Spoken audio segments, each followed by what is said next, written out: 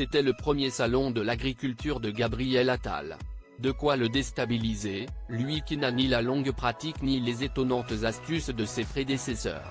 Pour éviter les soucis, le populaire Premier ministre, visiblement un peu perdu, s'est employé à suivre le tracé préétabli, afin d'éviter les mauvaises surprises. Si tout s'est plutôt bien passé au début, avec des agriculteurs conquis à sa cause, les choses ont vite tourné au vinaigre, au point que, excédé, le Premier ministre a fini par envoyer bouler un protestataire de façon inattendue. « Allez, monsieur, allez boire un verre de lait », lui a-t-il lancé, une façon bien étrange de faire de la publicité pour le stand de dégustation de lait qui se trouvait juste à côté. Mais pourquoi Gabriel Attal a-t-il perdu son sang-froid dans ce que Quotidien a appelé son baptême du foin? Le fait est que, même sans sortir du tracé, le Premier ministre a été confronté à des mécontents. Un premier protestataire l'a interpellé au sujet de l'écologie, un second est venu se plaindre d'être manipulé par le gouvernement. Mais alors que le fan No 1 de Macron se plaignait qu'il y avait trop de monde pour suivre l'itinéraire prévu, un convive hargneux lui a vertement rétorqué que c'était ainsi que cela se passait au salon de l'agriculture, refusant de lâcher le Premier ministre, qui ne savait plus comment s'en dépêtrer.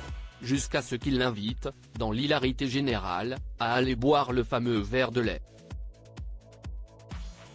Supérieur à salon de l'agriculture, Jacques Chirac, Emmanuel Macron.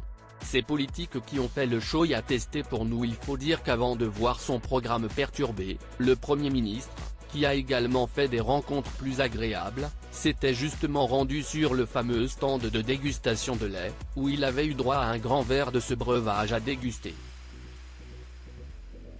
Gabriel Attal avait bien tenté de motiver l'assistance, et son escorte, à suivre son exemple, mais personne n'avait paru spécialement intéressé.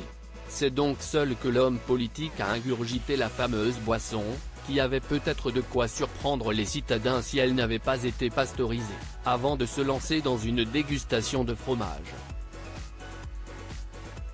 Et oui, au salon de l'agriculture, il faut non seulement savoir faire preuve d'éloquence, mais aussi avoir l'estomac bien armé. Article écrit avec la collaboration de 6 médias Crédit Photo, capture d'écran TMC.